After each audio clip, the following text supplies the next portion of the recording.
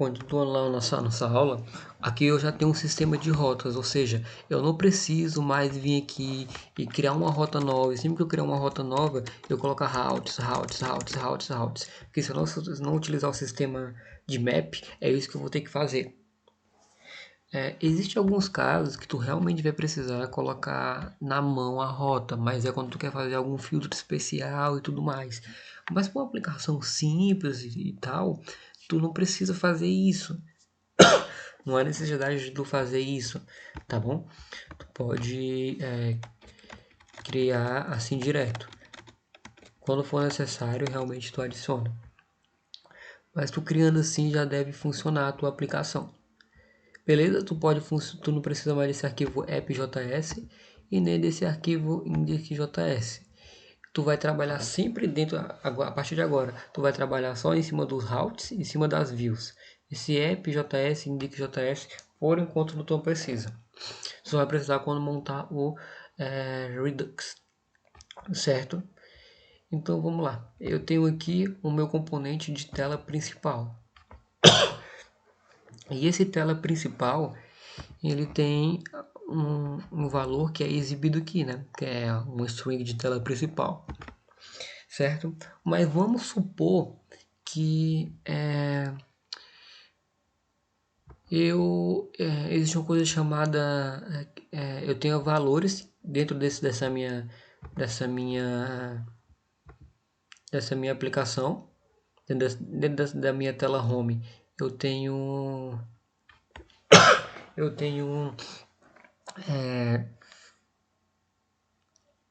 como eu posso explicar? Eu tenho vários componentes que são carregados baseado em valores diferentes. Por exemplo, eu tenho uma variável aqui fora, eu tenho uma variável chamada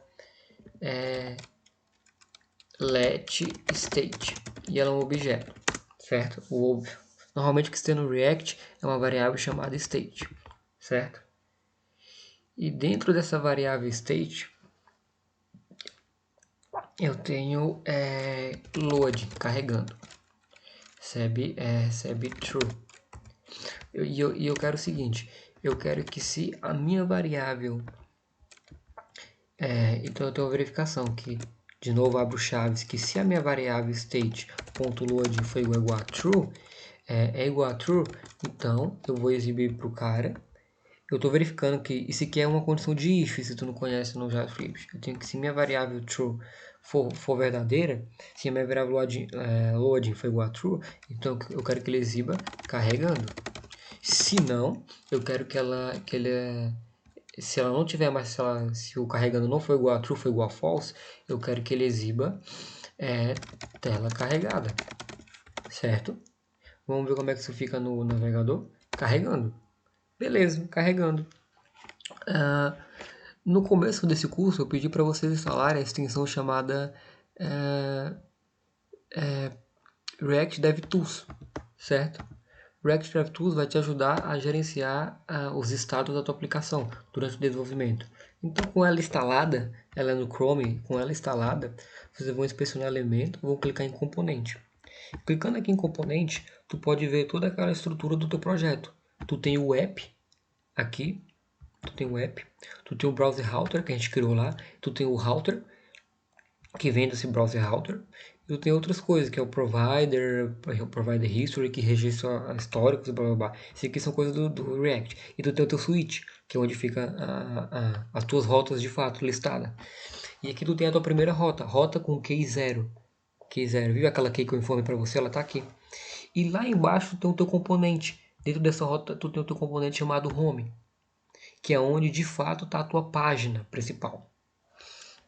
E você pode ver que clicando em cada um desses itens, ele tem algumas informações. Ele tem o history, ele tem várias informações, que é chamada de props, que elas vão sendo passadas que elas serão passadas para a tua página home, certo? E que é aqui, ó, aqui no teu app, quando tu renderizou, tu chamou esse props e tu jogou pro teu componente aqui, ó, que é a tua página, o teu componente, quando tu clica nele, ele te mostra aqui, ó, props.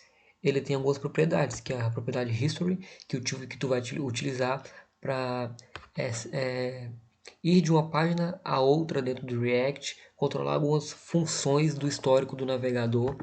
Tu tem a location, que te mostra algumas informações de localização da página no React, qual é a página que ela tá, blá, blá, blá, essas coisas. Tu tem match, que é onde tu pode salvar onde tu captura parâmetros. Por exemplo, eu tenho um ID aqui que é o número 1. Esse match ele vai capturar isso. Beleza. O props são informações herdadas de outros componentes. Ou seja, do componente home, ele herdou a propriedade props, ele herdou essas propriedades aqui dos outros componentes que estão antes dele, que é esse switch, esse browser router, ele herdou dele, beleza? E se tu clicar aqui nesse teu home, tu pode ver que aquela nossa variável state, ela deveria aparecer aqui, porém ela não aparece. Por que ela não aparece? Porque existe uma coisa no React chamado classes e componentes, que é para tu controlar o estado da tua aplicação, certo? Como é que isso funciona? Isso funciona da seguinte maneira: tu tem essa estrutura aqui, certo? Então, e ela funciona, e o sistema de classe ele funciona assim. Tu tem a tua class, tu tem o nome dela, home, e tu tem extends react, que tu importou, ponto, componente. Tu tem abre chaves, constructor, props, super props, e tu tem o teu dis.state, que é onde ficam todas as variáveis da tua aplicação. Todos os valores que tu vai utilizar dentro da tua página, manipulação de dados, vão ficar no state. Aí tu tem o loading aqui, loading true, certo? E aqui embaixo tu tem uma coisa chamada render, que é onde vai renderizar o teu HTML, e tu tem esse render aqui, ó. Tu tem as informações. Se eu der um Ctrl e aqui eu preciso utilizar minha variável state. Então dentro do classe eu preciso referenciar isso. Como é que eu faço isso? Através do dis.state. Eu estou informando para a minha classe que a variável state faz parte dela. Então, se faz parte dela, eu chamo dis. Se não fizesse, se eu tirar esse dis aqui, significa que essa variável state está vindo de fora da minha classe. Então, aqui fora eu teria que ter uma variável chamada state para me poder utilizar. Se eu fizesse isso, eu não conseguiria, o meu componente do React, ele não conseguiria controlar essa variável, porque ela está fora. Eu até conseguiria, mas não seria um valor pertencente ao componente do React. E tu precisa desse valor pertencente a esse componente para que tu consiga controlar a tua aplicação. Vocês lembram que quando a gente construiu a nossa função home, ela carregou a nossa variável, a nossa tela home, certo? E nessa estrutura aqui, que era a antiga do React, ainda está sendo utilizada, ela também vai carregar. Tá aqui home. Só que eu tenho uma diferença. Aqui eu tenho props e eu tenho state. O state, ele é o estado da nossa aplicação. Ele é as informações da nossa aplicação. No caso, esse state aqui, ele é as informações da nossa tela home, do nosso componente home. Ou seja, aqui no nosso state eu consigo ver todas as variáveis que eu utilizo no estado da nossa tela home para manipular as informações que são exibidas na tela. Que inclusive, se eu vier nesse load e alterar ele para false, vocês vão ver que aqui a tela aparece como tela carregada. Então, por isso que é importante vocês utilizarem aquela extensão React Developer Tools, porque isso vai te ajudar no desenvolvimento, a fazer os teus testes, certo? Vamos voltar lá para true.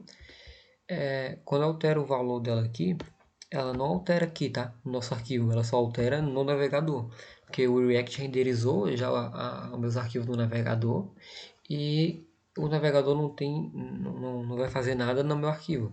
Ele não vai mexer no meu arquivo, ele não tem esse direito, essa permissão, certo? Beleza? Tá, esse aqui era o sistema antigo de classe, de de estrutura de uma componente no React. Eu não preciso mais utilizar isso. Se eu quiser utilizar, eu utilizo, mas não preciso. Mas é bom que você conheça esse estilo.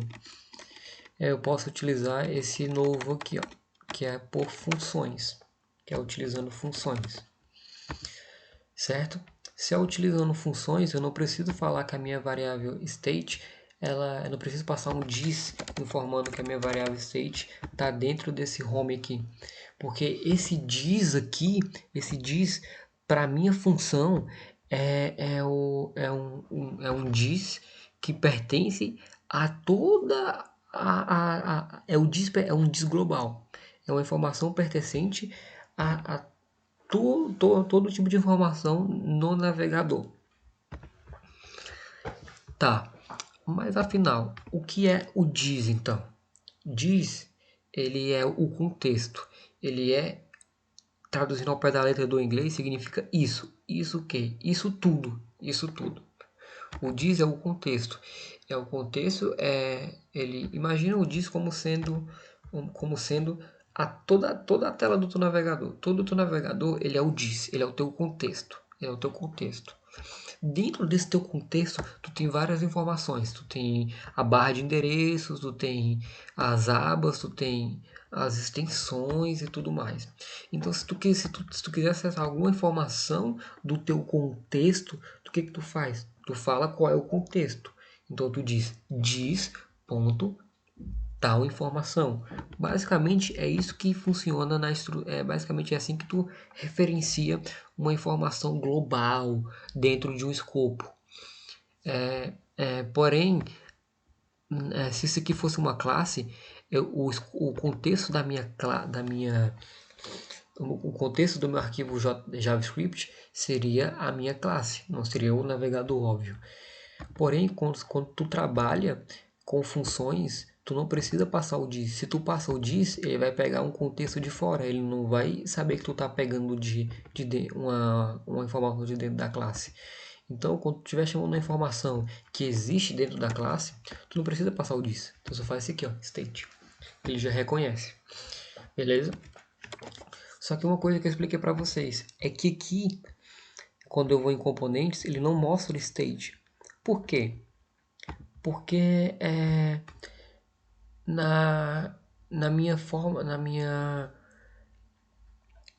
nova estrutura do React, o React ele trabalha com os hooks, e é nos hooks que tu vai manipular as informações da tua aplicação.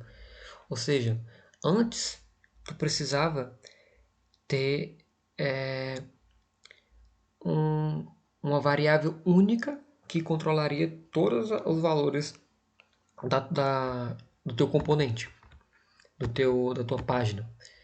Só que agora tu pode criar várias variáveis, ou seja, vários estados dentro da tua função, da tua tela, certo? E para fazer isso, para o React saber que essa variável state aqui, ela é um dos estados da minha tela, uma das informações que eu preciso utilizar na minha tela, eu uso uma coisa chamada hooks, que é isso aqui, ó. Dou um enter aqui, vírgula, chaves, e é esse aqui, ó, use state. Ou seja, eu vou falar para o React, utilizando esse aqui, que eu vou criar um status. Vou explicar mais direitinho para vocês. Eu vou apagar esse aqui. E eu vou criar uma coisa chamada const, uma constante, um valor que não poderá ser recriado, e não poderá ser alterado. O primeiro, ele recebe dois parâmetros. Ele recebe o parâmetro que é o nome da minha variável, quando eu manipularei minhas informações. E ele recebe a função que poderá alterar essa variável, que vai ser set state. E essa variável e essa função, ela vai vir dessa minha outra função aqui, desse meu hook chamado userState. E esse userState, ele tem que ter um valor inicial. Esse valor inicial, ele é da minha variável. Por padrão, eu vou deixar o objeto, mas aqui eu poderia ter uma string, aqui eu poderia ter um array, aqui eu poderia ter um objeto vazio, ou um objeto com o meu load igual a true. certo? Eu poderia ter isso. E eu vou, de fato, deixar o meu load igual a true. Se eu recarregar agora a minha página, e eu vier aqui, na minha página home, aqui eu tenho, ó, já apareceu. Eu tenho o meu hooks, chamado state, e eu tenho os valores dele, certo? Eu tenho os valores dele. E o que acontece? Deixa eu explicar mais direitinho para vocês como é que funciona. Como eu estava dizendo, antes você tinha as classes e você tinha o desistente. Era onde você tinha uma variável única que englobava todos os valores da tua aplicação. E você não poderia criar outras variáveis para isso. Você até poderia, mas tinha uma forma mais complexa de fazer isso, não era tão simples. Agora você pode criar várias variáveis, cada variável será um estado diferente, e você pode manipular à vontade, certo? Isso permite com que você não tenha que ter apenas uma variável gigantesca com milhares de informações. Você pode ter várias variáveis quebradas, cada uma com informações particulares. Por exemplo, uma variável só de dados do usuário, uma variável só de dados de temas e blá blá blá. Beleza? E como é que funciona? Como eu disse, cada variável tem que ter uma função própria, na qual essa função vai te permitir alterar os valores dessa variável. E o useState ele tem dois parâmetros.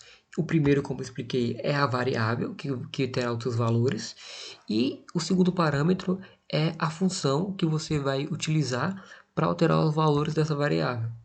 O nome da variável pode ser qualquer um que você quiser. O nome da função que altera essa variável também pode ser qualquer um que você quiser, não tem problema.